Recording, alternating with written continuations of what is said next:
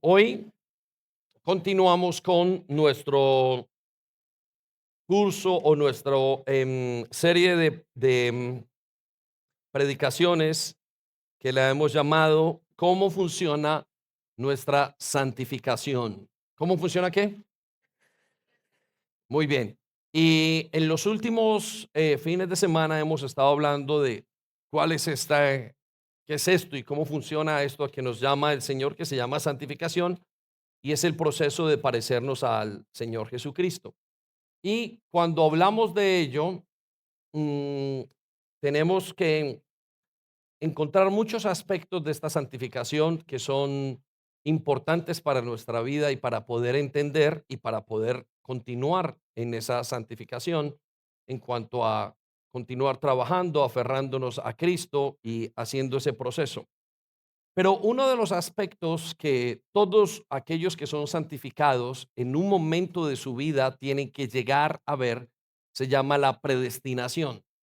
Todo hombre o mujer que busque genuinamente a Dios se encontrará en un momento de su vida con este aspecto que se llama la predestinación. Y en pocas palabras es lo que decíamos la semana pasada acerca del rey David, que llegó en un momento de su vida y se preguntó, ¿por qué yo?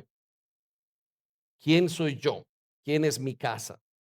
El rey David estaba diciendo, ¿cómo acabo de llegar yo a esta salvación tan grande? ¿Por qué he llegado yo a esta salvación que tú me has traído? Y tiene que entonces entrar en un tipo de entendimiento de qué es la predestinación. La predestinación no es algo que una iglesia, un predicador o yo me invente, sino que es un concepto bíblico muy importante. De hecho, todas las branches o todas las tipos de em, iglesias que profesan ser cristianas tienen en su teología y en su enseñanza la predestinación como algo muy importante y todos tratan de resolverlo de alguna manera u otra. Pero uno de los aspectos más importantes para entender la predestinación es el libre albedrío. Y la semana pasada ciertamente hablamos de de la predestinación y es un tema bastante complejo y profundo. Se los decía en la primera reunión que estamos viendo el reino de los cielos a través de su palabra y nos hemos acercado de alguna manera a el borde del reino de los cielos, donde digamos se acaba el reino de los cielos. En vamos a decirlo, en esa frontera donde se termina y vemos con la predestinación lo que no es predestinado.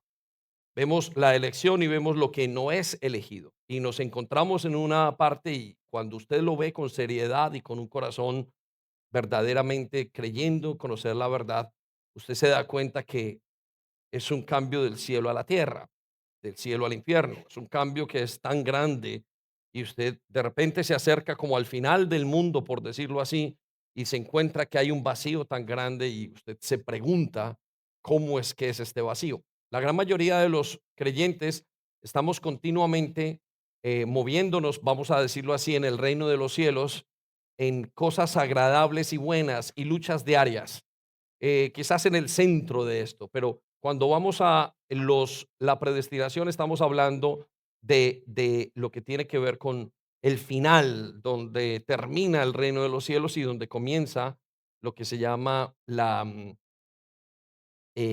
vamos a decirlo, la condenación, donde comienza el otro aspecto, lo que se llama la ira de Dios. Entonces es bastante fuerte entrar y suscita muchísimas preguntas. Y una de las maneras para entenderlo, la predestinación, es entendiendo nuestro libre albedrío. Por eso quiero llevarlo a este principio, anótelo allí, tome unos segundos para anotarlo, y es que entender el rol del libre albedrío es clave para comprender por qué predestinado. Entender el rol del libre albedrío en nuestra vida y en la vida de los creyentes es importantísimo para comprender por qué o cómo es la predestinación. Muy importante que usted lo comprenda.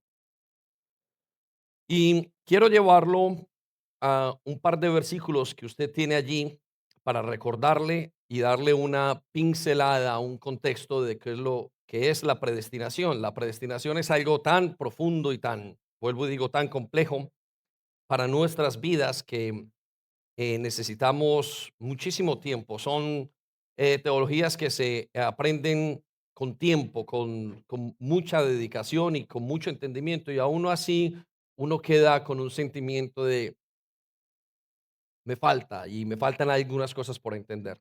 Entonces quiero llevarlo al ejemplo más, vamos a decirlo, más crudo, más abierto, más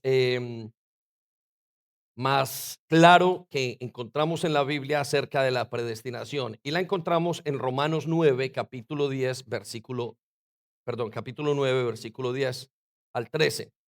Y leemos de esta manera.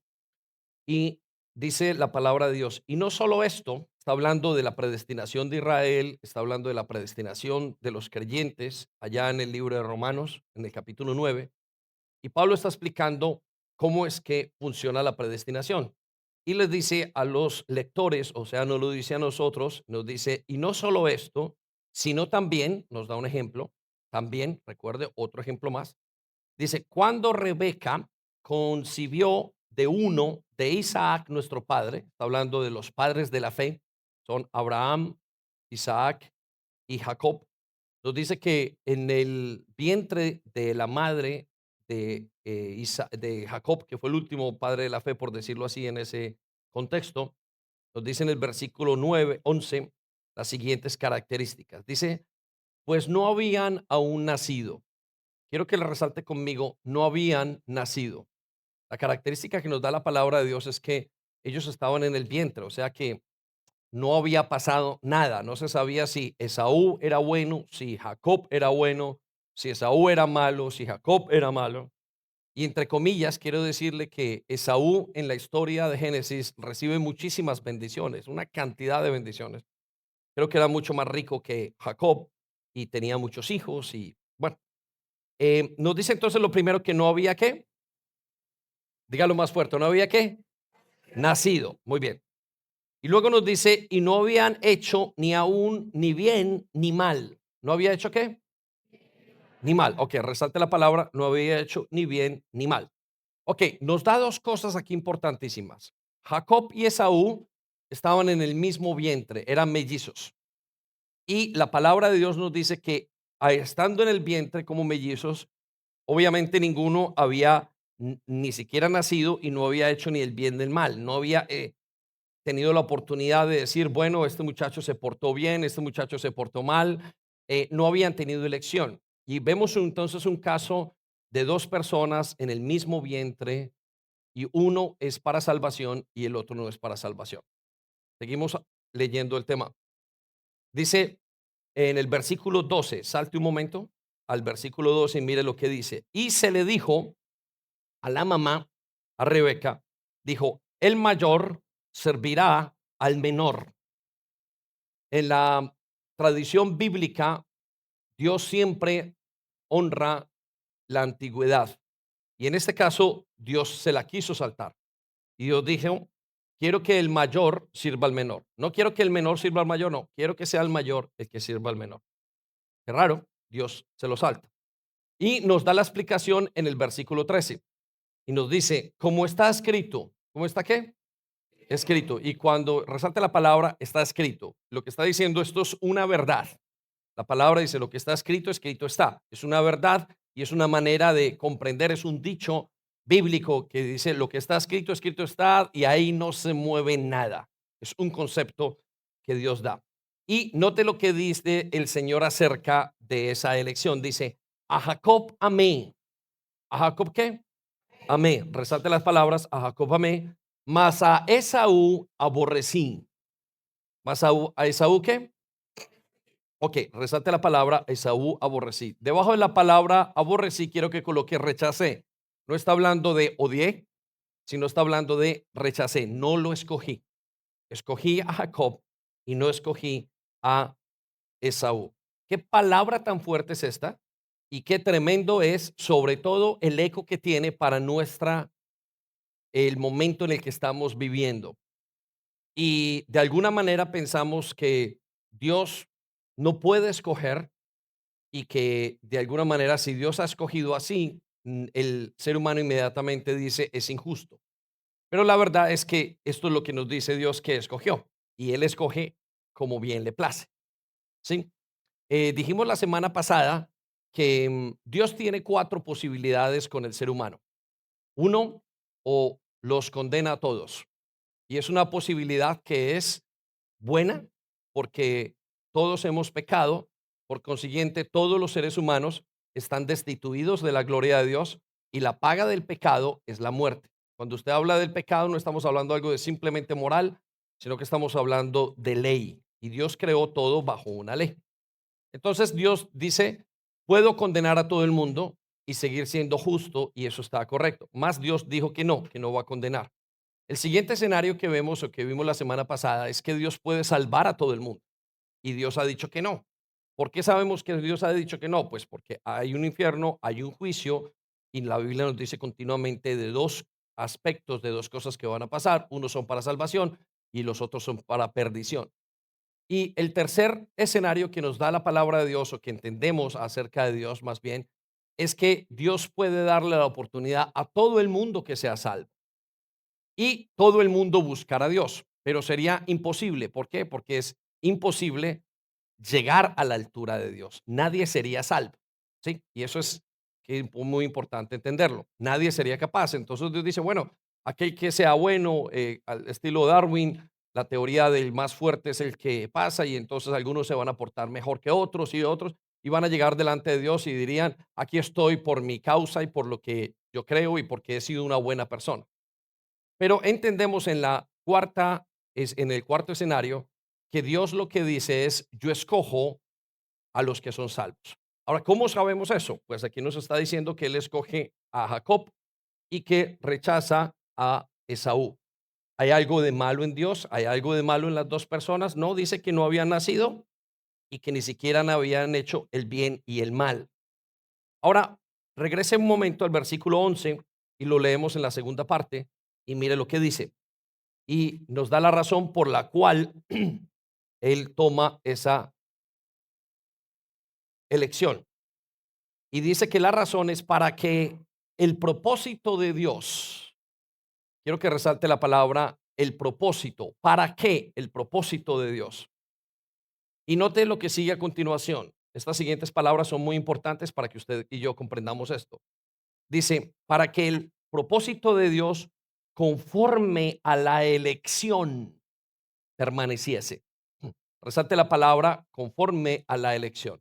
En pocas palabras, él está diciendo, yo escojo a Jacob y no escojo a Esaú porque tengo un propósito y ese propósito debe permanecer. Entonces luego nos aclara el apóstol Pablo y dice, no por las obras, ¿no por qué? No se escucha, ¿no por qué? No por las obras, resalte la palabra, no es por las obras, sino por el que llama. Ok, ¿qué nos está diciendo Dios? Que no es que una persona no alcanza su salvación por sus propias obras, que no hay nada que pueda hacer, sino que alcanza la salvación porque Él llama a las personas. Y entonces nos aclara esto para que nosotros no perdamos bajo ningún concepto de vista que la elección de Dios es debido a lo que Dios quiere escoger. Muy bien, vamos a Efesios capítulo 1, otro versículo, y podemos ver un poco más a fondo esto. Efesios capítulo 1, versículo 4 al 5. Mire lo que dice, según nos escogió. Quiero que resalte las palabras, nos escogió. Para muchos de ustedes o de nosotros es muy complicado eso, según nos escogió, pero esto es la misma palabra de Dios. Dice, y que nos escogió en él antes de la fundación del mundo. ¿Antes de la qué? Repítalo más fuerte. ¿Antes de qué? Es decir, que nosotros pensamos ahora, caemos como se nos viene a la mente, que nosotros de alguna manera somos escogidos, digamos, ayer. Usted se encontró con alguien y le dijo, Cristo te ama, y usted le dijo, yo también quiero eso que tú me estás dando. Y nosotros pensamos que ahí fue cuando Él nos escogió. Pero la Biblia dice que no, que fuimos escogidos, o los que son escogidos son desde la fundación del mundo, desde millones y millones de años atrás. Y eso se llama la predestinación. Luego, mire lo que sigue a continuación. Y fuimos escogidos para que fuésemos santos. Repita conmigo, santos, sin mancha y en amor. Y luego nos dice que la manera en que lo hizo fue habiéndonos predestinado. Quiero que resalte la palabra habiéndonos predestinado. ¿Habiéndonos qué? Predestinado. Ok. Quiero que resalte esas palabras y se aferre a ese concepto el día de hoy para que podamos, para que podamos entenderlo un poco más. Fuimos predestinados. Luego nos dice que para ser adoptados hijos suyos por medio de Jesucristo. Resalte las palabras Jesucristo. Ahora, el punto quizás más importante de hoy, o que nos va a ayudar a entender esto, es el último. La razón, según el puro afecto de su voluntad. Resalte las palabras y esa clave, esa palabra es clave. ¿Según qué?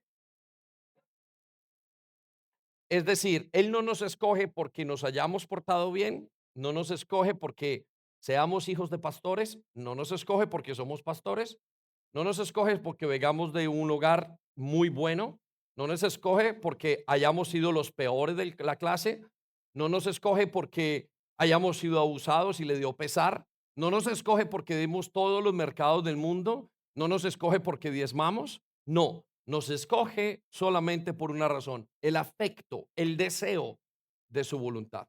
Amén. Dele un aplauso porque es muy importante eso.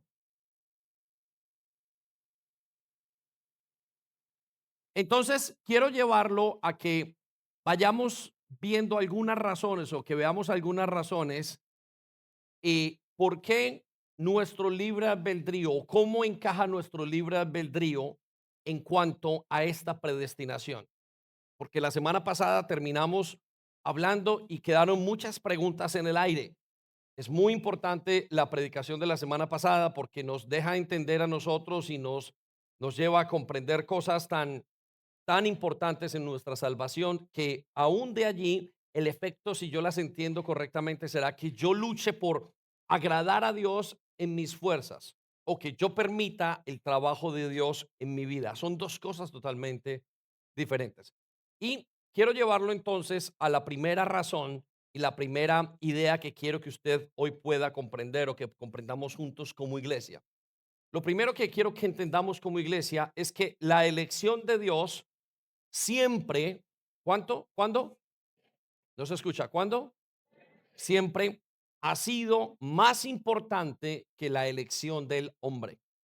Y yo sé que algunos se siente que lo estoy insultando porque es algo obvio, pero necesito explicarlo y le voy a demostrar, me encantaría, el hecho de que no creemos que Dios sea más importante que los hombres. Estoy explicando algo obvio, pero quiero que tenga entendimiento conmigo en esto. El ser humano cree que sus elecciones son más importantes, y a pesar de sus obvias limitaciones. Recordemos que para ser Dios, yo tengo que ser, o la persona que califique como Dios tiene que tener mínimo cuatro requisitos. Uno, ser omnipotente, capaz de hacer todo. Segundo, tiene que ser omnipresente, capaz de estar en todas partes. Tercero, omnisciente, capacidad de saberlo todo. Y cuarto, eterno, no tener tiempo, ni principio, ni fin. Estas características no están en el ser humano, pero el ser humano fue creado por Dios, y de alguna manera el ser humano llega a la conclusión de que Él es Dios.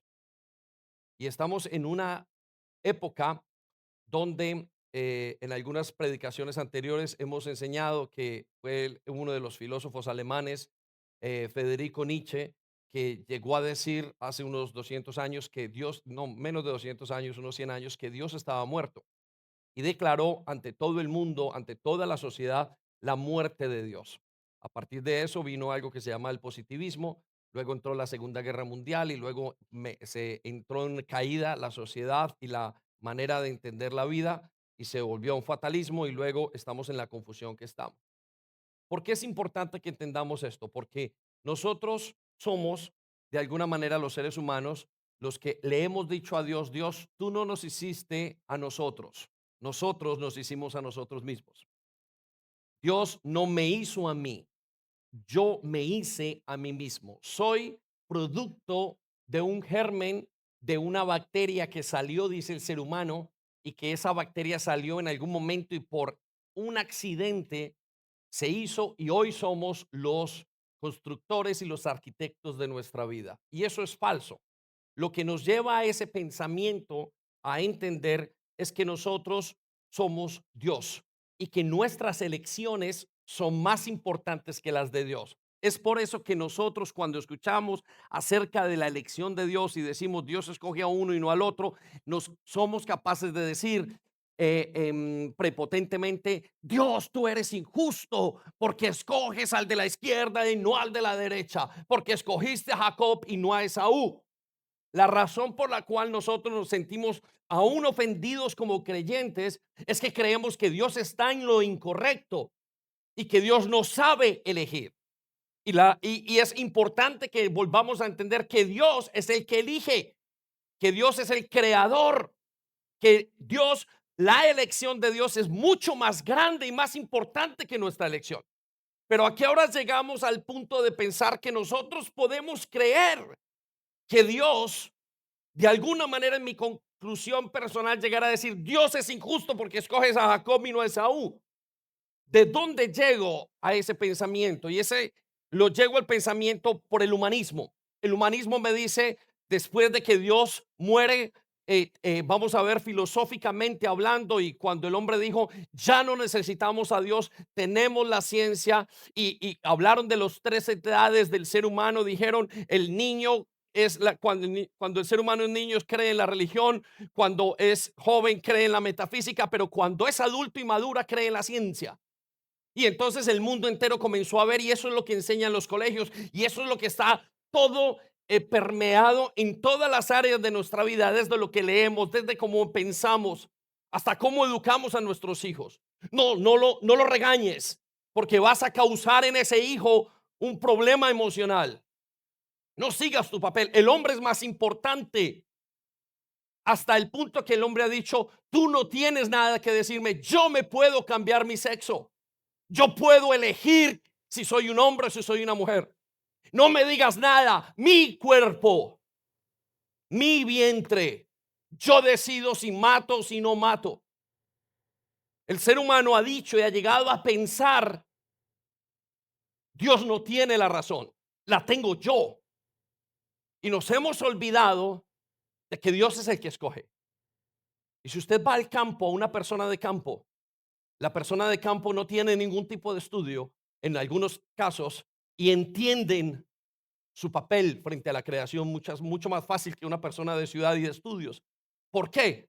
Porque dice, entiendo lo complejo del animal, entiendo lo complejo de la naturaleza, y no tienen esa visión de yo creo que puedo escoger, se sienten que son creación. Y nosotros nos hemos olvidado que somos creación y nos hemos puesto en el lugar de Dios y hemos dicho, yo puedo escoger más que Dios. Por eso estamos en el punto de tanta confusión. En pocas palabras, el humanismo nos ha llevado a hacer algo que se llama una torre de Babel. ¿Qué es una torre de Babel? Una torre de Babel no es un edificio que va hasta el cielo, sino es todo un sistema que me dice, yo escojo mi vida porque mis elecciones son correctas y son mejores que las de Dios. Y lo que Él dice, vamos a llegar y vamos a gobernar. A pesar de que nosotros en la historia humana y en la historia de la creación, recuerde esto, no somos ni el 1% de un alfiler. Si usted pone su vida en medio de una línea trazada, en una línea de toda la historia de la humanidad, usted y yo no calificamos para ser el 1% de un alfiler. Y ahora piense en 1% en 9 billones de personas. Pero el hombre se siente empoderado y dice, yo puedo elegir. Y se nos ha olvidado que es Dios quien elige correctamente. Es Dios el creador. El hombre no ha creado nada. Cuando hablamos de la creatividad en una universidad, en un colegio, no estamos hablando de que alguien haya hecho algo, nada de la nada. Eso solamente lo hizo Dios. El hombre simplemente tiene dos pinturas, las mira, las mezcla en todo lo que hace, y a eso le llama una creatividad que en realidad se llama una creatividad media, pero no es verdaderamente crear. Entonces el ser humano llega a decir, yo escojo mejor que Dios, y cree que Dios ha escogido mal. Vaya conmigo a Deuteronomio capítulo 7, versículos 7 al 8. Se nos olvida que Él es el creador. No sé si usted recuerda en la película del planeta de los simios. De repente el planeta de los simios, y es un mal ejemplo, pero llegan a convertirse ellos en los humanos y desplazan a los hombres. Nosotros hemos llegado a convertirnos en los dioses y hemos desplazado a Dios. ¿Cómo sabe usted? Porque usted y yo creemos que escogemos mejor que Dios.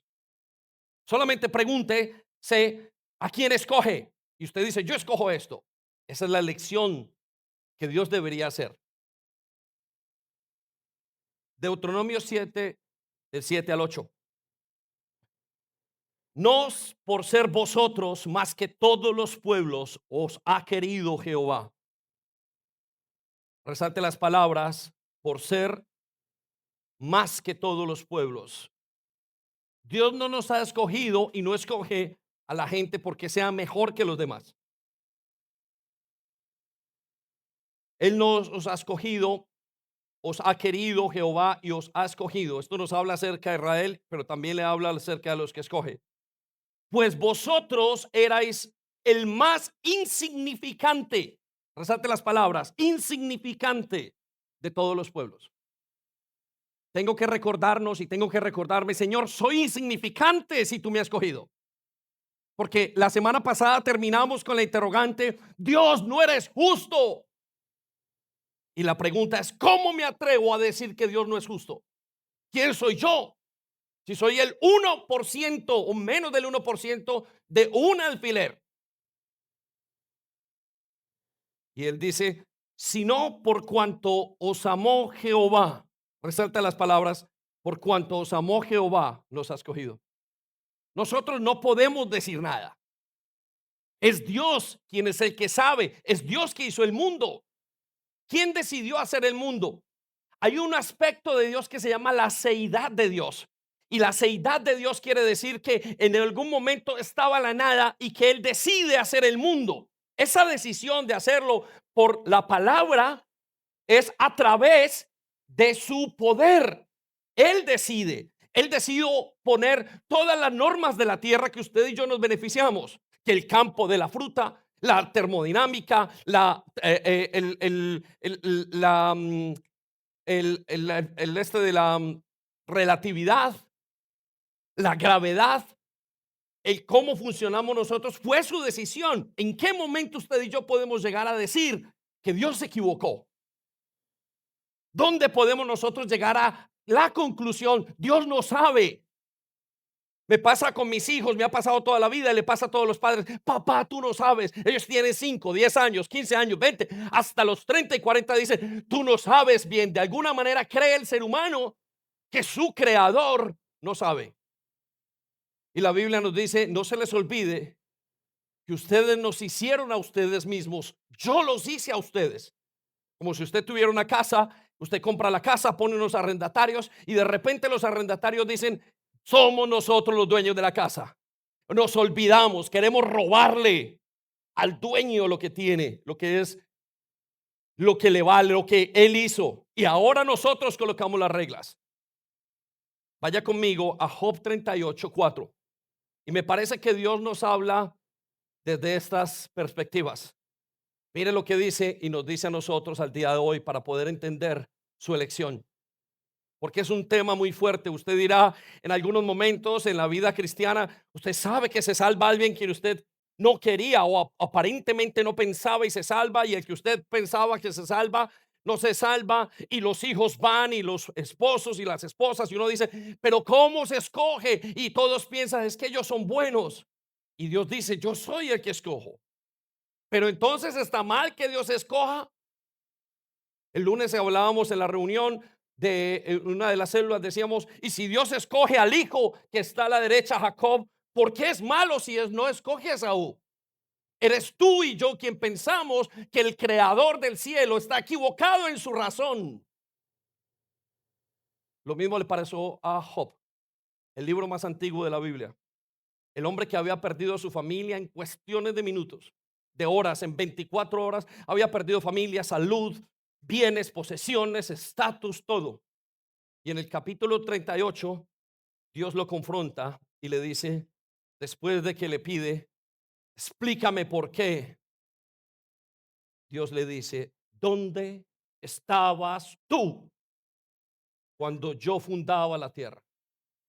¿Dónde estabas, Job, cuando yo elegí hacer la tierra? ¿Quién eres tú para decir que no puedes sufrir? ¿Quién eres tú para decir que por qué a mí y por qué a él no? Hay muchas personas y somos los creyentes los que decimos, ¿por qué este se casa y por qué este no? ¿Por qué este puede tener hijos y yo no? ¿Por qué este puede tener dinero y este no? Y quiero repetir, esto es para todos.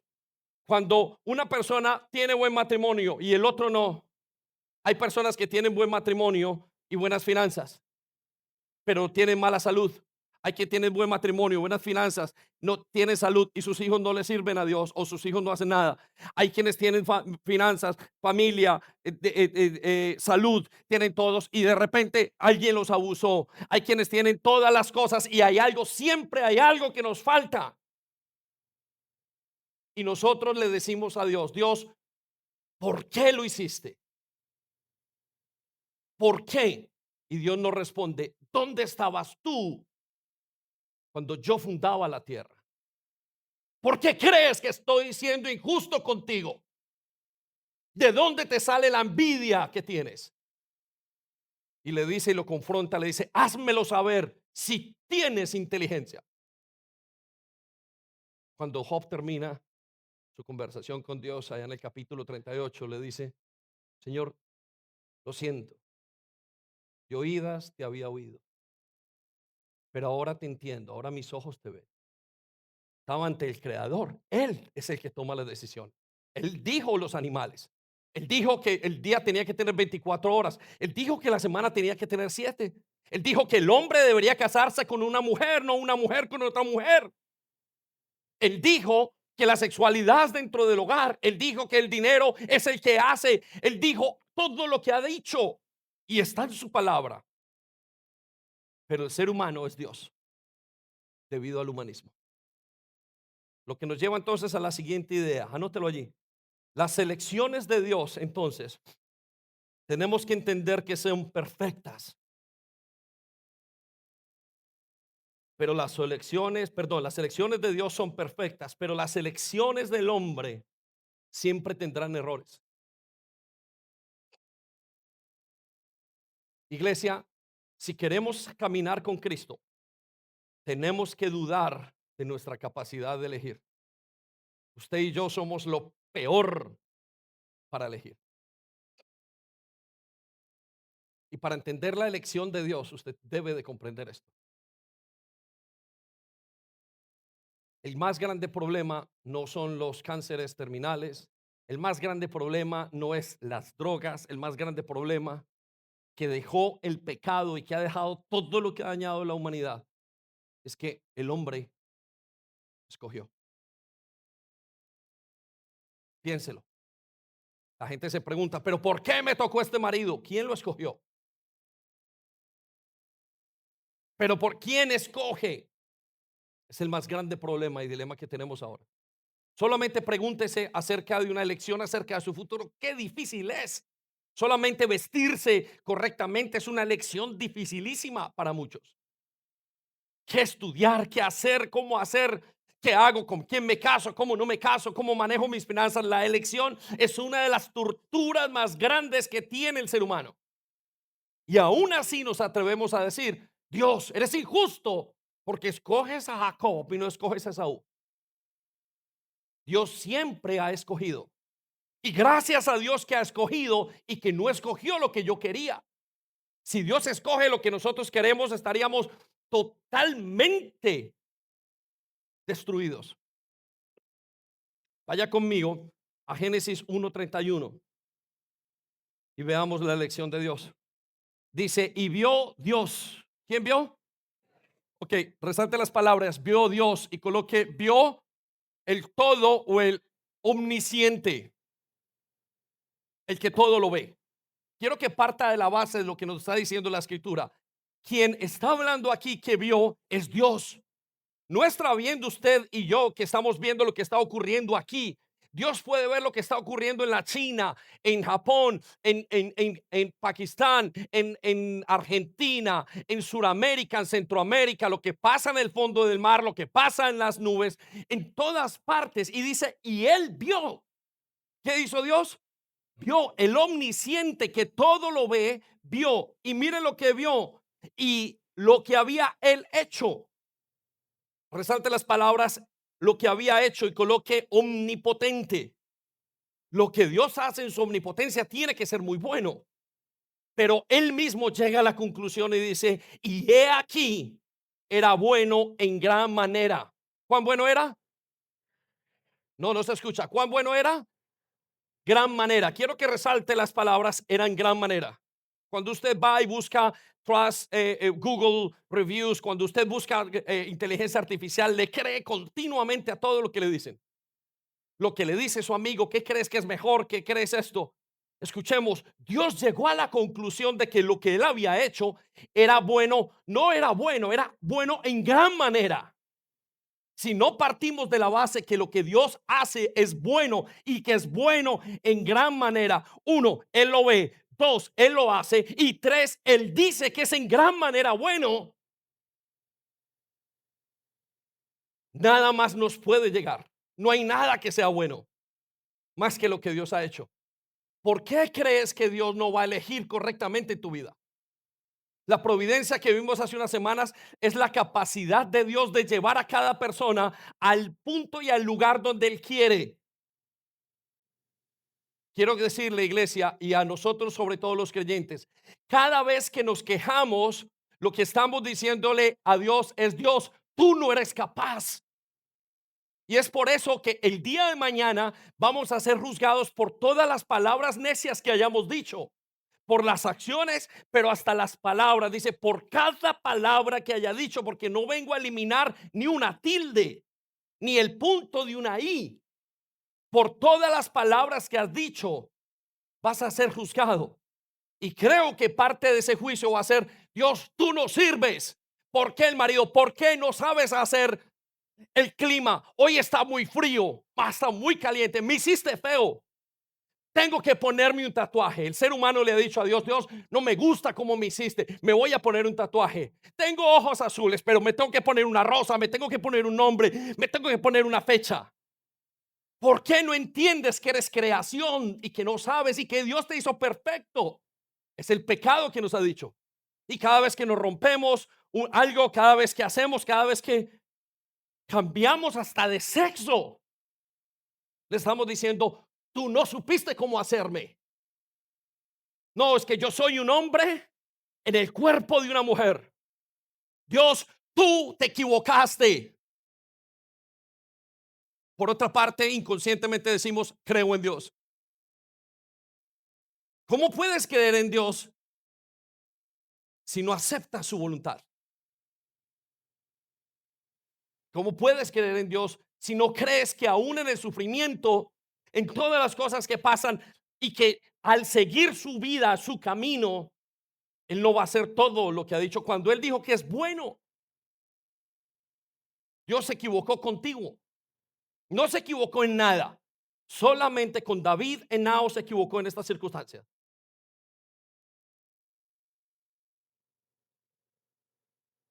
Romanos 9:20.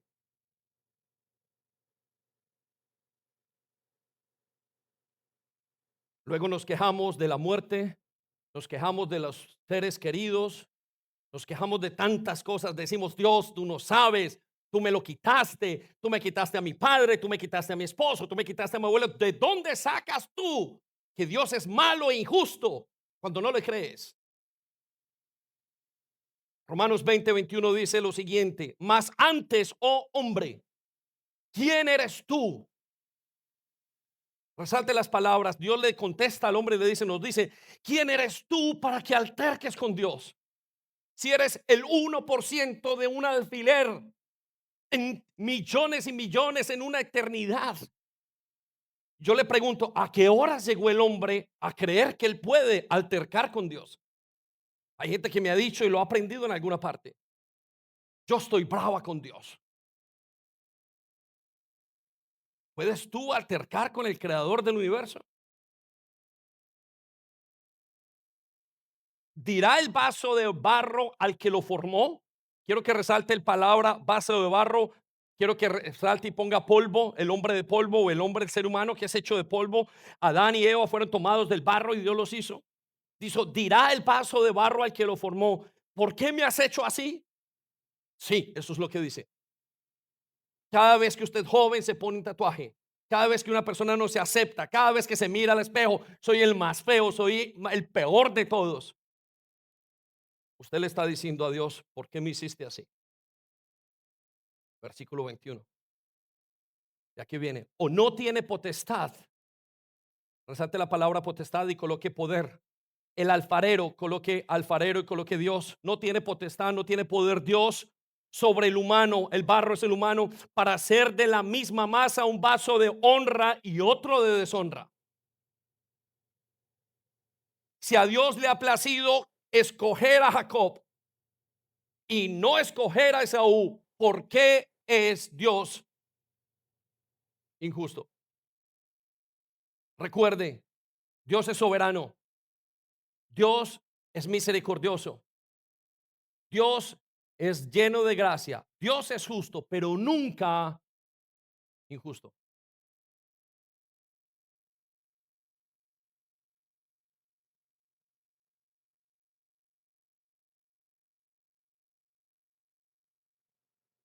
¿Por qué Dios no puede hacer un vaso de honra y otro de deshonra?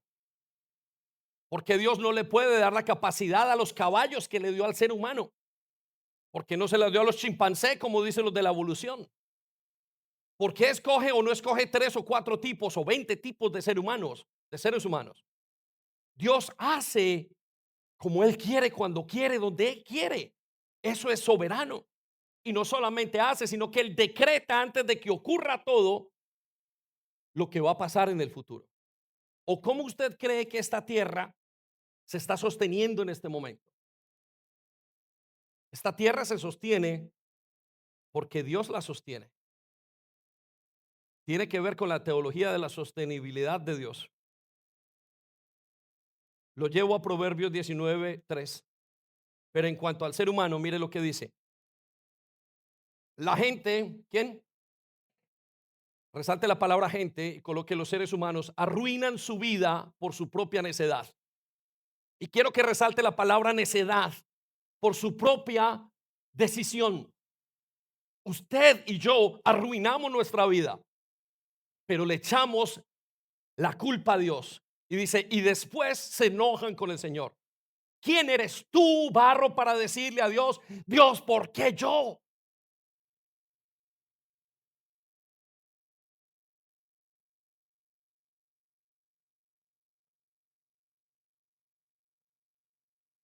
Tome unos segundos para pensar. Y esta es la dinámica del ser humano.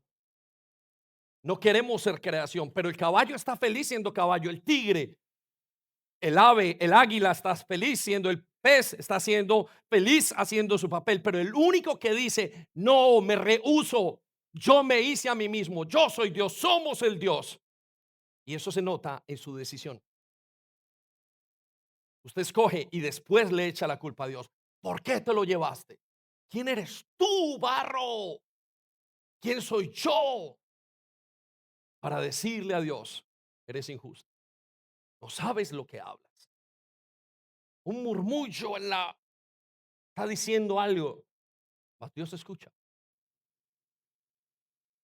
Lo que nos lleva entonces a la tercera idea, que por eso la predestinación no depende del libre albedrío del hombre, sino que depende de Dios.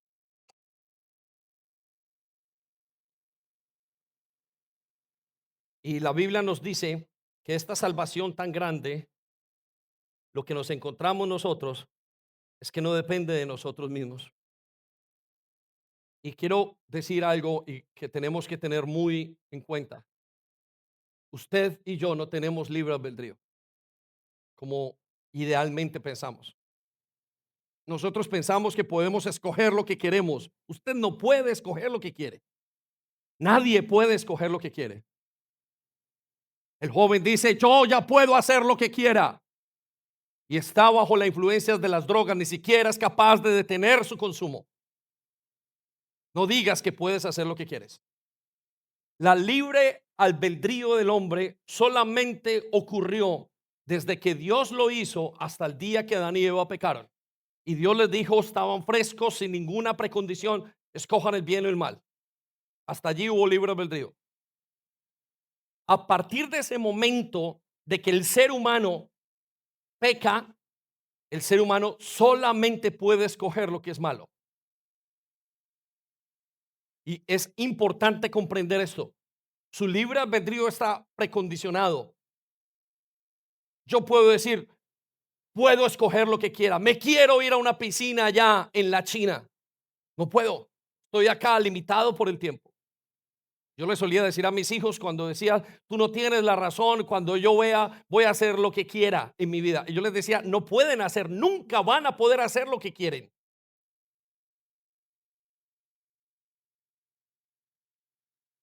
Porque van a tener los limitantes. Y yo les decía, yo tengo un carro afuera, tengo dinero en mi cuenta. Si quiero me puedo ir para cualquier parte de Inglaterra, pero no puedo, estoy casado, tengo un compromiso.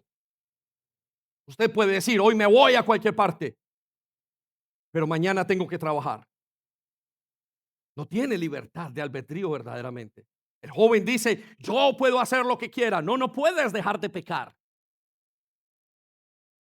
La predestinación no depende del hombre, depende de Dios. Vaya conmigo a Romanos 9, versículo 16.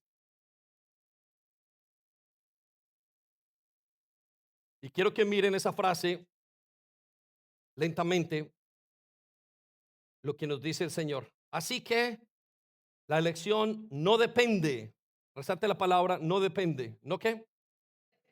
Del que quiere. No es, ay, yo tengo muchos deseos. No depende del que corre. Yo lo estoy intentando, sino de Dios, quien tiene misericordia. Resalte las palabras, depende de Dios, de quien Él tenga misericordia. Y esa palabra es muy difícil de escuchar, porque nosotros, al creernos los dioses, hacemos como bien nos parece y decimos, depende de mí, yo puedo hacer lo que quiera, me puedo divorciar hoy. Hoy creo que la mejor decisión es divorciarme. Hoy creo que la mejor decisión es esta, que la mejor es esta. Pero el resultado no depende de lo que yo crea. El resultado depende de lo que Dios diga. De la misma manera es la predestinación. Es de quien Dios tenga misericordia. Lo que nos lleva a la siguiente idea, que entonces el hombre es incapaz de elegir a Dios por sí mismo. Y esa es una de las frases o de los argumentos más impresionantes de lo que veíamos la semana pasada. Pero yo tengo libre albedrío, yo he escogido a Dios. Tú no escoges a Dios. No eres capaz de escoger a Dios. Pero yo estoy seguro que le escogí. Y hablábamos con uno de los que estaban allí que recibió al Señor hace 20 años. Le dijo, ¿cuándo recibiste al Señor? Hace 20 años, en el 2000 o hace 25 años. ¿Y desde cuándo le amas? De hace 25 años. ¿Por qué no le amaste en los primeros 20 años de tu vida? porque no era capaz. El ser humano en su naturaleza no es capaz de amar a Dios. No somos capaces. Nos es imposible. El libre albedrío nos quedó simplemente para escoger lo malo y quedamos imposibilitados, incapacitados de escoger a Dios. Es por eso que a partir de Adán hasta el día que conocemos a Jesús, solamente podemos escoger lo malo. Nunca podemos escoger rectitud de Dios. Vaya conmigo a Romanos 8, versículo 7. Y mire lo que dice: por cuanto los designios, y resalte la palabra designios y coloque las condiciones, por cuanto las condiciones de la carne, por cuanto el fruto de la carne, también coloque condiciones, fruto de la carne, son enemistad contra Dios. ¿Son qué? Lo que nos está diciendo el apóstol Pablo es que toda mi carne, toda mi naturaleza está en contra de Dios. Y yo lo sé. Como pastor lo sé, me levanto y no quiero hablar, no quiero decirle, no quiero nada con él. Si puedo hacer otra cosa totalmente diferente, yo lo voy a hacer. Pastor, entonces, ¿cómo es que usted puede estar con Dios? Y la respuesta está en aquellos que hemos leído: Él nos amó primero. Y porque Él me amó primero, yo le estoy respondiendo a su amor. Pero yo no le amé primero, no le pude elegir. Porque en mi carne no quiero a Dios, le odio. En Romanos dice: no hay quien busque a Dios. Todos se acercan al mal, todos tienen caminos de muerte. Y eso lo incluye a usted y a mí. Dice: en cuanto a los designios, a la condición de la carne, al fruto de la carne, está en enemistad, es enemiga de Dios.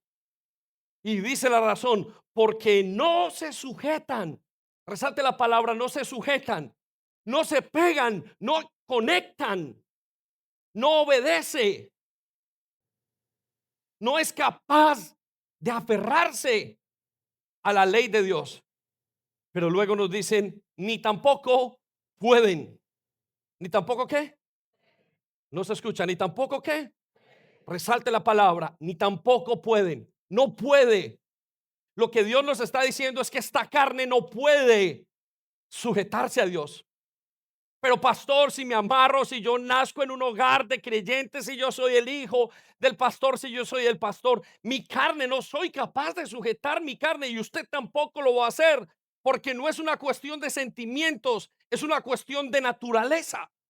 Es como el imán y el plástico, es como el fuego y el agua. No se pueden estar juntos.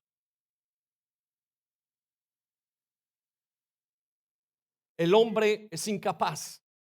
Usted no es capaz de elegir a Dios. No somos capaces. Ni en 1.000.000 de años podremos escogerle. Lo que nos lleva entonces a la siguiente idea: que Dios entonces tiene que atraer o arrastrar al hombre a Jesucristo o hacia Jesucristo para que sea salvo.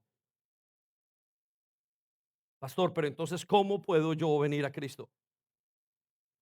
Aquí estoy con mi hijo, con mi hija, aquí estoy con mi esposo, yo vengo. Y quiero decirle esto, mientras que usted anota: el reino de los cielos, según el Señor Jesucristo, tiene dos condiciones. Se ve, es invisible, por decirlo así, y se entra. Son las palabras del Señor Jesús a Nicodemo. ¿Qué tengo que hacer para ver el reino de los cielos? ¿Qué tengo que hacer para entrar en el reino de los cielos? ¿Qué significa esto? La persona que Dios atrae, es una persona que puede ver. Y no es que no esté, no es que se le aparezca a uno y al otro no. Es que es como su casa en medio de la noche, o una casa en medio de la noche con las luces apagadas. Usted no ve, hay un mueble, hay una cantidad de cosas que hay alrededor, y de repente enciende la luz y ve todo. quien enciende la luz es Dios. Y hasta que Dios no encienda la luz, usted no podrá ver el reino de los cielos. Y hasta que Dios no le permita entrar, aunque usted venga, aunque usted profese, aunque usted diga lo que sea, si usted no pasa por la puerta, no podrá entrar en el reino de los cielos. Es por eso que mucha gente, aún estando en la iglesia, no ve nada. Pero hay otros que aún con un día dicen, acá estoy, en la casa de mi Dios. Vaya conmigo entonces a Juan 6:44 y mire la declaración que hace el Señor. Y dice, pues nadie. ¿Cuántos?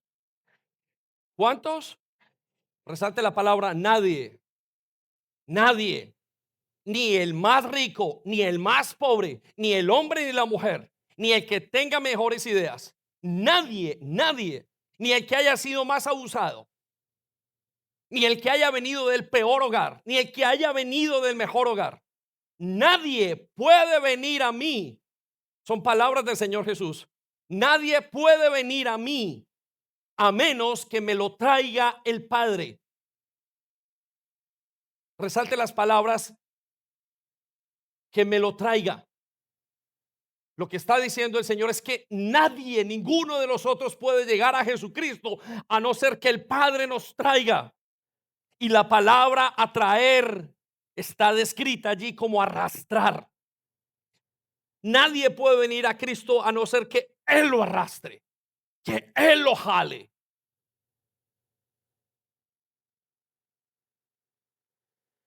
Nadie puede venir a mí a menos que me lo traiga el Padre que me envió.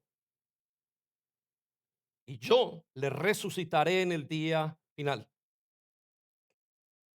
Nadie.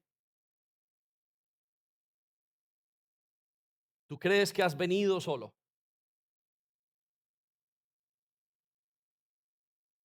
Te trajo y nos trae a Cristo Dios.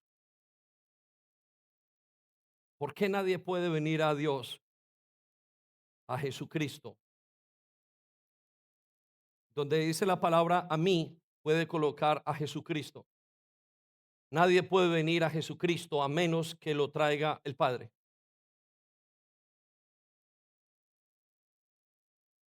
Ahora, ¿por qué no puede venir nadie al Padre si no lo trae Jesús? Perdón, a Jesús si no lo trae el Padre. Vaya conmigo a Efesios 2:5. Necesito que entienda o que entendamos esto. Dice, aún estando, ¿aún qué? Estando, resalte la palabra, estando. La persona está antes de que una persona venga a Cristo. La persona está en esta condición. Por favor, escuche la condición. Es necesario. Estando nosotros muertos en pecados. No dice agonizando. ¿Cómo dice? No se escucha. ¿Cómo dice? Muerte. Resalte la palabra muertos en pecado. Él nos dio vida. Y nos da vida juntamente con Jesucristo.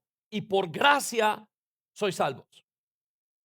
La imagen que tenemos es que somos personas que van por la calle y nos dicen, recibe y estoy vivo, yo te puedo elegir. Y hay gente que dice, no estoy listo, pastor. No estoy listo mañana. No estoy listo, no estoy listo, no estoy listo. No estoy listo, no, tú no has entrado ni entrarás hasta que Dios te traiga. No estoy listo. Una persona medio moribunda o medio enferma dice, mira, la iglesia está llena de gente que todos tienen un testimonio feroz y algunos como si fuera una iglesia solamente de alcohólicos. Gente que prealcohólicos o en medio de unos traumas terribles. Bueno, yo estaba en mi trauma y Dios, yo vine y elegí a Dios porque podía hacer esto. Como un hombre moribundo que se tomó una medicina. Pero la imagen más clara es esta. El hombre estaba muerto. Muerto como si estuviera en el agua 5 minutos. Ya está muerto, no puede respirar. muerto totalmente. Un muerto no puede elegir a Dios.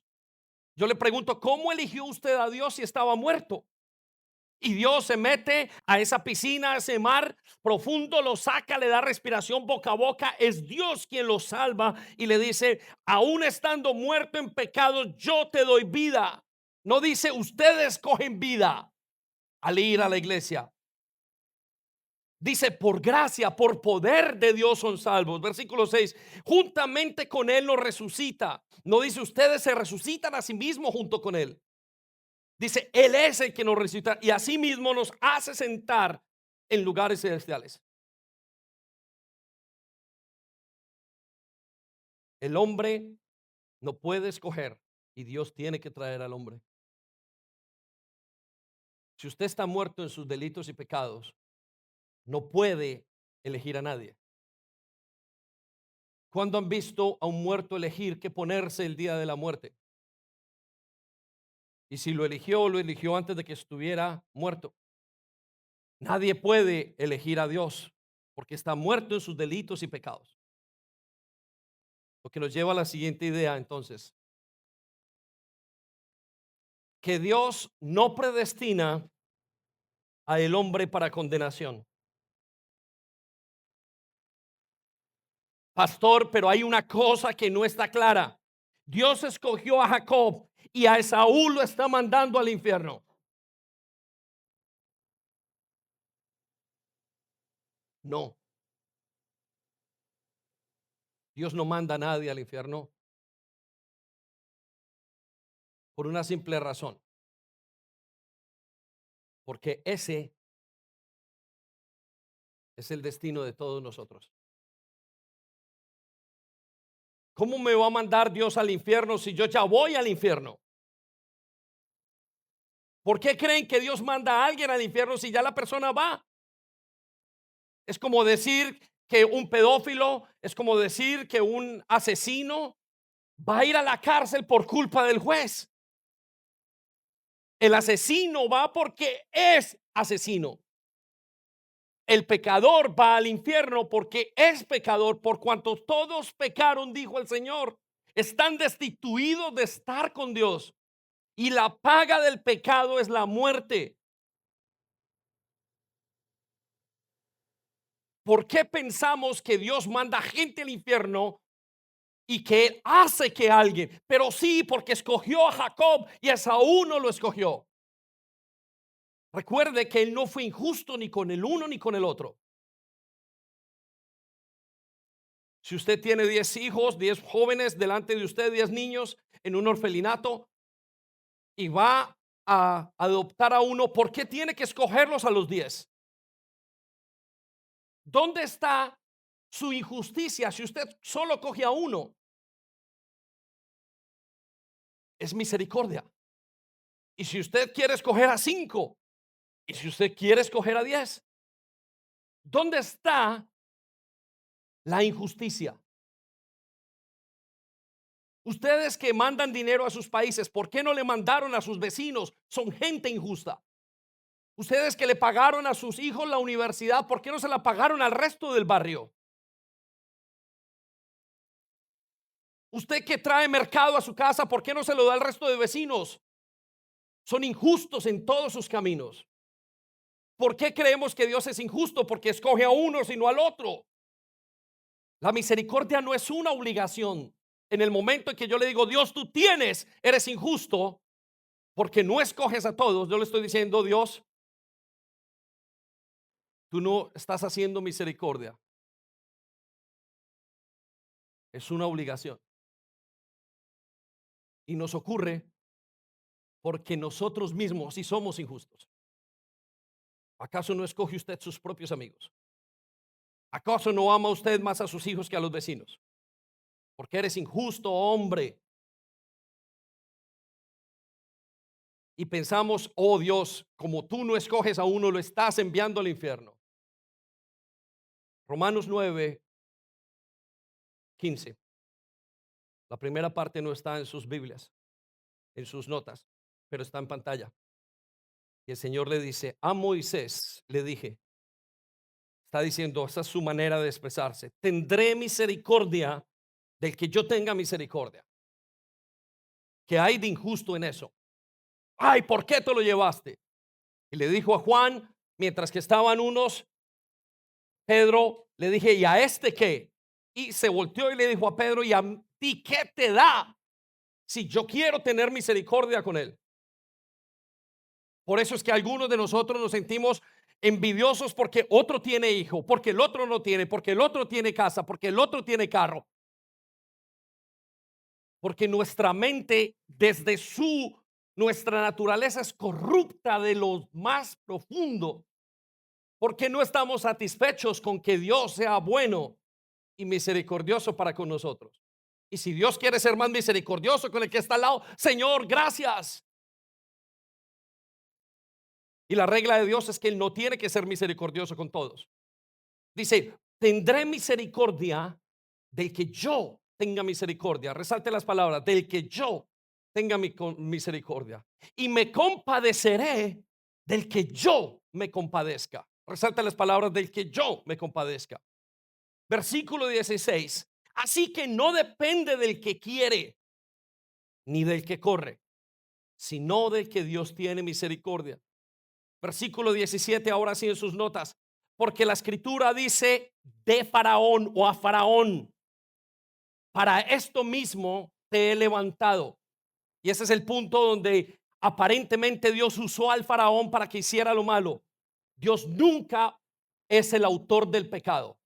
El día que digas que Dios es el autor del pecado, ese día caerías en blasfemia delante de Dios y le dirías, Dios, tú eres culpable, eres injusto. Para esto mismo habla del faraón. El faraón se encendió en ira en contra de Israel. Y Dios tomó a Israel y lo sacó de allí de alguna manera, y de alguna no, su manera. Y el faraón se siguió endurecido el corazón, decía. Y dice, para mostrar en ti mi poder. Resalte las palabras, para mostrar en ti mi poder. Y para que mi nombre sea anunciado por toda la tierra. Tremendo. Resalte la palabra, para que mi nombre sea anunciado, para que todo el mundo sepa que Dios es Dios. ¿Por qué crees que puedes decirle a Dios qué hacer? Es una mala perspectiva del barro, el polvo, decirle al Creador, no lleva sino 20 años de vida. Mi hija a los 5 años, mis hijos 8, 9, 10. Papá, tú no sabes. ¿Qué no sabes, hija? Si yo llevo 3 años y 3 veces tu vida, 4, 5 y además me equivoco. Oh, qué insolencia tiene el ser humano al creer que es más inteligente que Dios. Y qué falta de reverencia tenemos al quejarnos de todo, porque no se escapa nada.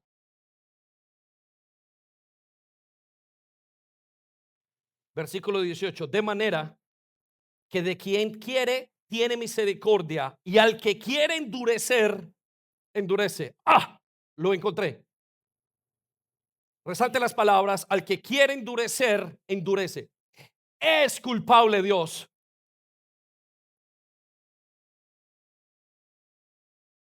Versículo 19, me dirás entonces, ¿por qué pues Dios inculpa al que tiene el corazón endurecido?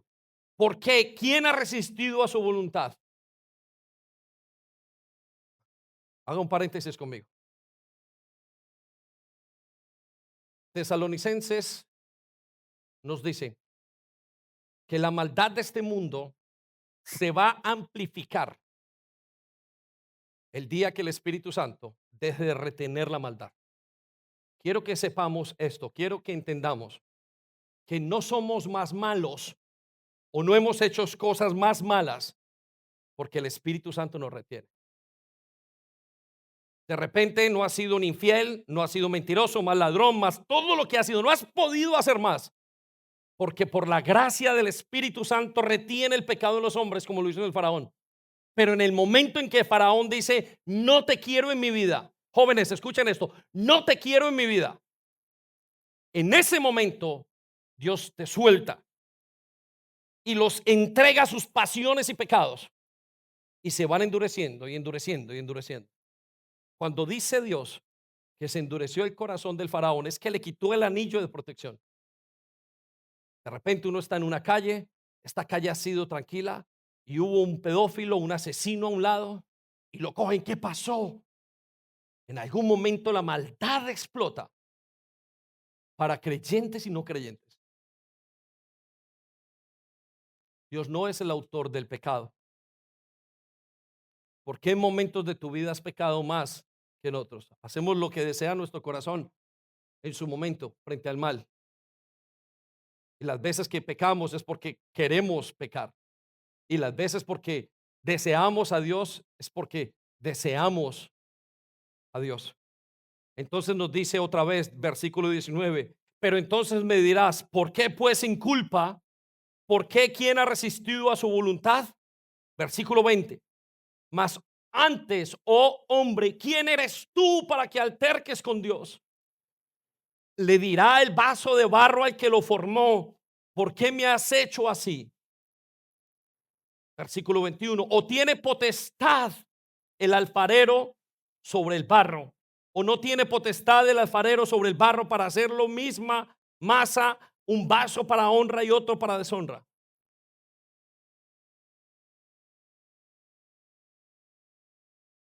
Qué tremendo es esto. Estamos en nuestra salvación, estamos caminando justo por los bordes donde empieza la no salvación. Estamos justo en la frontera y eso nos hace sentir una fuerza, porque el que esté aquí pensaba que estaba, el que está aquí piensa a veces que está aquí adentro. Como cuando usted está en una casa y usted siente la música de la casa aquí y danza y todo, y mentira es que la música es en la otra casa. El no creyente siente que es salvo por la música de la casa del creyente.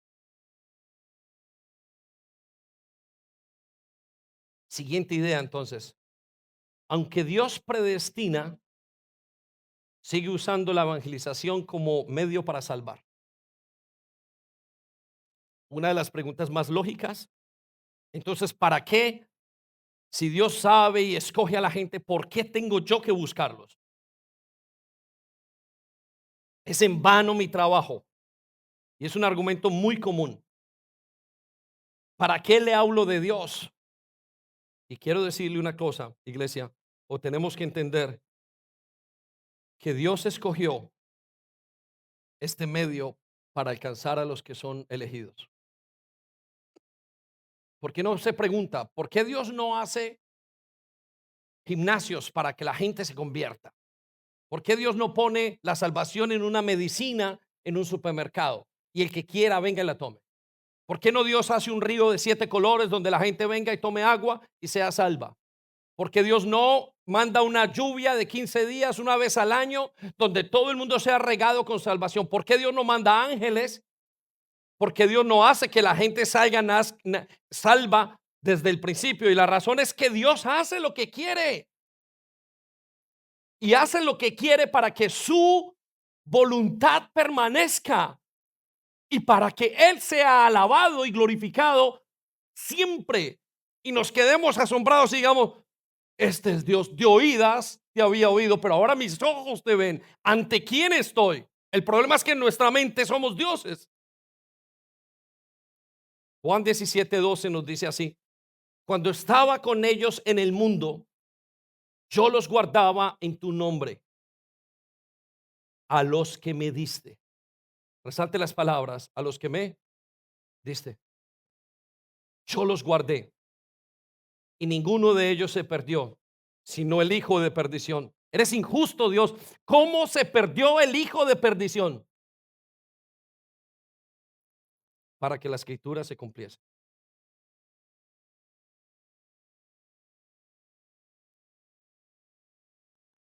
Qué tremendo esto que estamos leyendo y que estamos entendiendo de Dios. El Señor en su primera misión a los apóstoles les dijo las siguientes palabras: vayan de dos en dos. En algún momento les dijo, no lleven cartera, no lleven nada. En otro momento les dijo, lleven cartera, lleven espada, lleven todo. y les dijo, y cuando toquen en las casas y acepten su paz, esa paz se quedará allí. El que no quiera, quítense las sandalias, una manera de decir, lávense las manos y sigan a la siguiente casa. La iglesia insiste y Dios lo pone en nuestro corazón, porque Él quiere que lo hagamos. Primera de Corintios 1:18.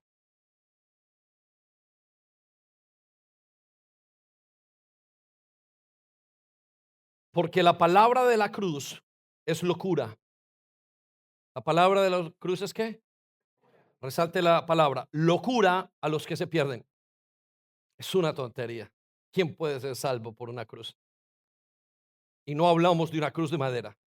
¿Quién puede ser salvo por lo que pasó hace 2000 años? ¿Quién puede ser salvo por lo que está en este momento? ¿Quién? ¿Quién? ¿Quién? Es una locura. El día que Dios murió, o en la época en la que Dios murió, dice que el mundo entero se volvió en su manera filosófica de ver la vida, y es una de las maneras más importantes porque la filosofía primero era la teología, la madre de todas las ciencias, y tenía que apoyarse en filosofía para poder entender. Ya le dije algunas predicaciones anteriores que el hombre tenía que descubrir las cosas, pero que cuando usted descubre las cosas por sí mismo genera confusión en algún momento dado porque todo tiene que estar conectado. Si las cosas no están conectadas, todo está en un caos y su vida es un caos.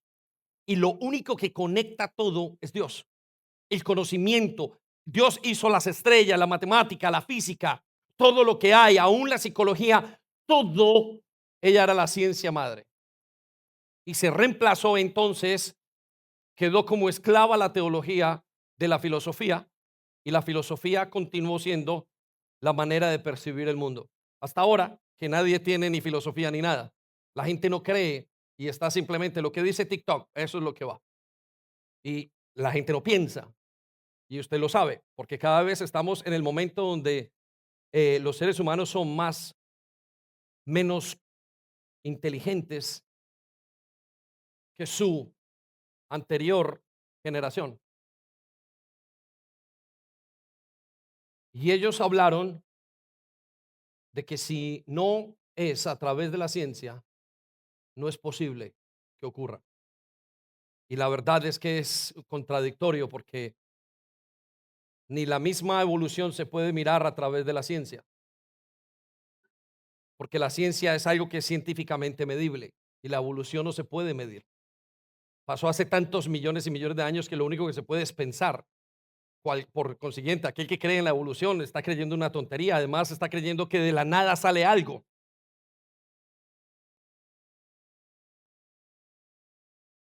La palabra de la cruz es locura para los que se pierden, pero a los que se salvan, esto es a nosotros, es poder de Dios. A Él le place la palabra de la cruz. A Él le place que sea a través de Jesucristo. ¿Tiene usted en su mente pequeña algo mejor a través del reggaetón? ¿A través de los juegos, de la comida, a través de las drogas, a través del alcohol? ¿A través de qué tienes tu salvación? Y los adultos a través del dinero, los jóvenes o los hombres a través del placer, las mujeres a través de la belleza tengo mi salvación. A través de escoger mis deseos sexuales, puedo ser hombre, puedo ser mujer, puedo ser lo que quiera. Lo que nos lleva entonces a la siguiente idea, que es importante entender a la luz de esto, es que la identidad de los escogidos permanece oculta para nosotros. Solo Dios las conoce.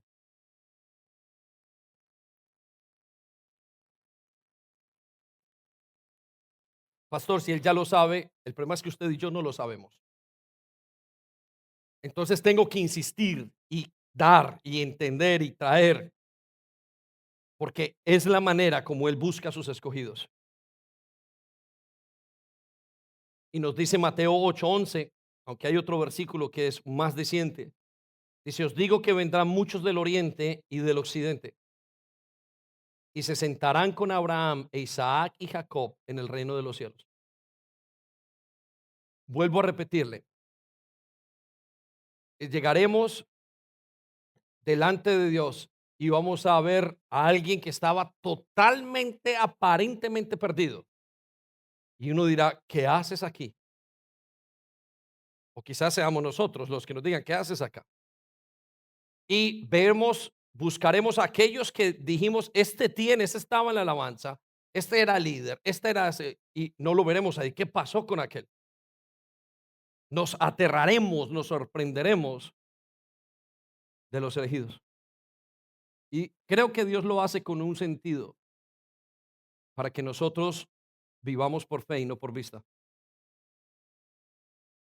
Porque simplemente soltaríamos las armas y el trabajo y la fuerza y diríamos, ya está listo todo, no tengo que hacer nada.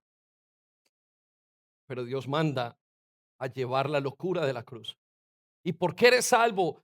No sé qué me pasó, ni lo entiendo. Algunos sentimos una fuerza, otros lloramos, otros no nos pasó nada, otros fuimos transformados. No lo sabemos, porque Él lo hace, no nosotros.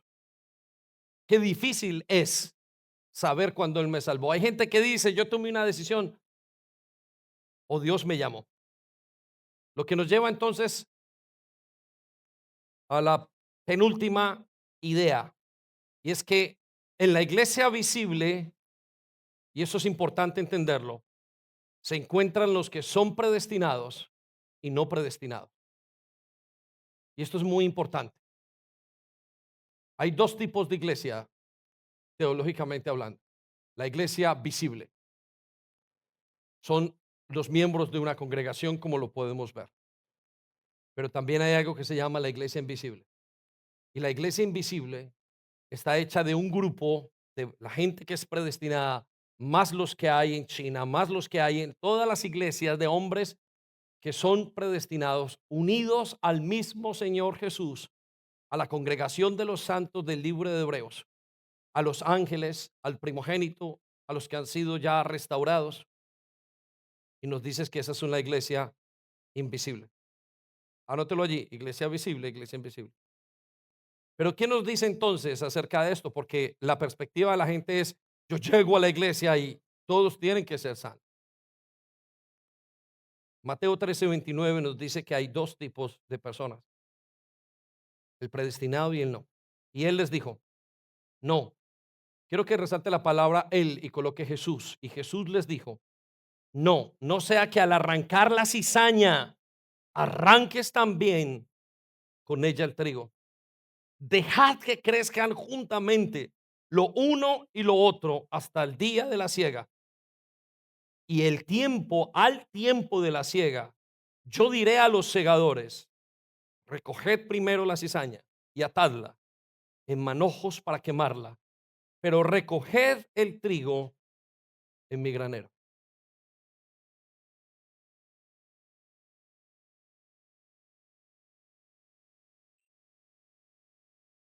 Qué tremendo esto.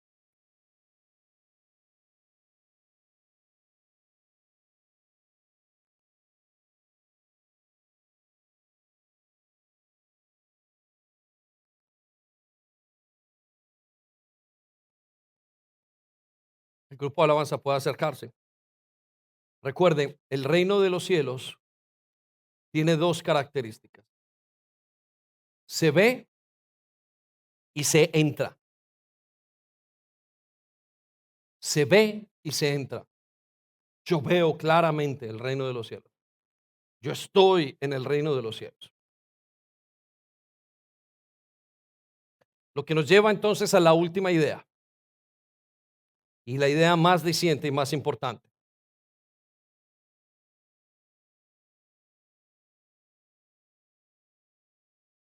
Por favor, tome nota de esta idea. La única manera de saber que fuimos predestinados es cuando estamos en Cristo.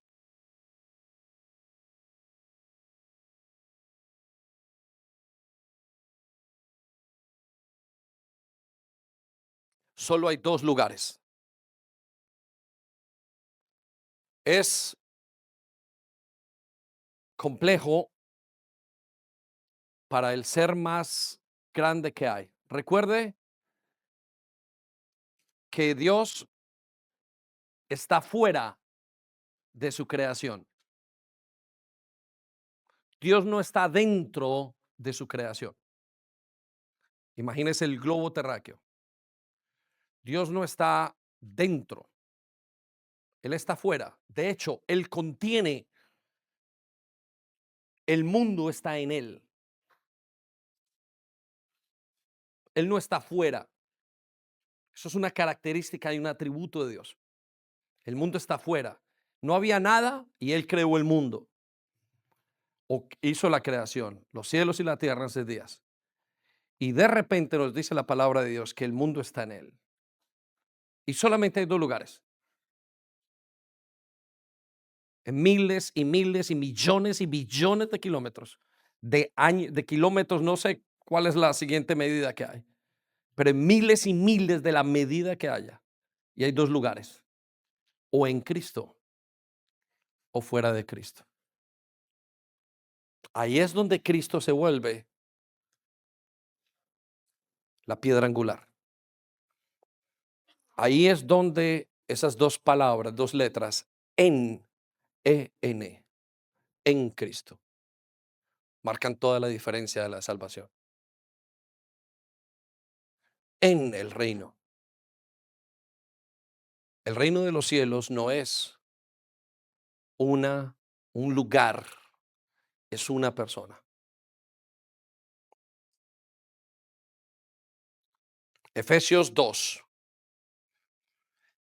versículo 3 en sus notas, segunda parte. Vaya conmigo. Deleítese y aférrese, ame lo que va a leer. Dice, y éramos, resalte las palabras éramos, por naturaleza, hijos de la ira. No éramos hijos de Dios. La Biblia no habla de que éramos hijos de Dios. Capítulo 1, primer capítulo de Juan dice que los hijos de Dios son los que creyeron en Jesús. Y usted no puede creer por sí solo. Le amamos porque Él nos ama a nosotros primero. Y dice, éramos por naturaleza. Resalte la palabra naturaleza. ¿Qué significa naturaleza? Así soy. Esa es mi naturaleza. Hijos de ira. Resalte la palabra hijos de ira. En otra palabra, nos llama de una manera muy sombría y muy dura hijos del diablo. Y lo resume, o hijos del diablo o hijos de Dios. Así éramos. Y dice que lo mismo, resalte la palabra, lo mismo que los demás. Lo mismo que Hitler. Lo mismo que el asesino. Lo mismo que el mentiroso. Por cuanto todos pecaron, están destituidos de Dios. Éramos lo mismo que los demás. La persona que te imagines que es el peor, si no estás en Cristo, eres lo mismo que esa persona. Qué fuerte es esto. Versículo 4, y aquí viene la clave. Pero Dios. ¿Pero quién? No te dice, no, pero ustedes. Dice, pero Dios. Pero fue Dios que es rico en misericordia. La clave es Dios por su gran amor con que nos amó. Necesito que esa resalte las palabras, pero Dios. Estaban muertos, estaban condenados, pero Dios. Ibas al infierno, pero Dios te ha recibido, pero Dios, que es rico en misericordia, por su gran amor que nos amó, con que nos amó. Versículo 5. Aún estando nosotros muertos en pecados, nos dio vida juntamente con Cristo. Necesito que resalte las palabras juntamente con Cristo. La vida está en Cristo, es en Él. No hay nadie más. Juntamente con el pastor, no. Juntamente con tu esposo, con tu hijo, no, es con Cristo. Es ahí donde está. Pues por gracia, por su poder sois salvos.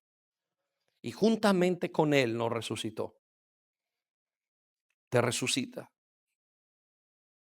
Asimismo nos hizo sentar en lugares celestiales con Cristo Jesús.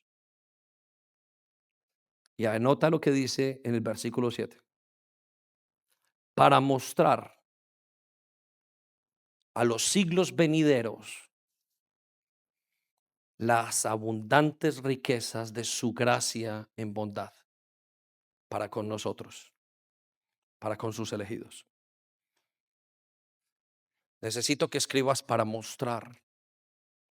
El creador del cielo escoge su creación para mostrar su grandeza.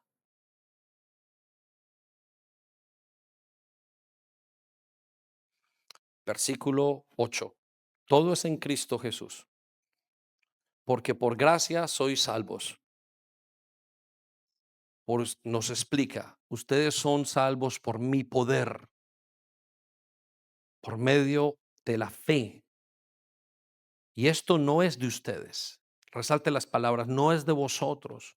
Tú no puedes hacer nada para salvarte. No te alcanzarían esta vida y las demás, ni la eternidad para ser como Dios. Pues es un don de Dios. Tu salvación es un don, es un regalo de Dios. Ponte a pensar unos segundos, es un regalo que tú me hayas escogido a mí. No por obras para que nadie se gloríe. No hay nada que puedes hacer. Nada. Porque te gloriarías y dirías, yo soy bueno. Esperamos que haya sido de bendición para ti. No olvides compartir este vídeo con otras personas para que pueda ser de bendición para ellas también. Te animamos a que te suscribas a nuestro canal si aún no lo estás, para que te lleguen las notificaciones del nuevo contenido.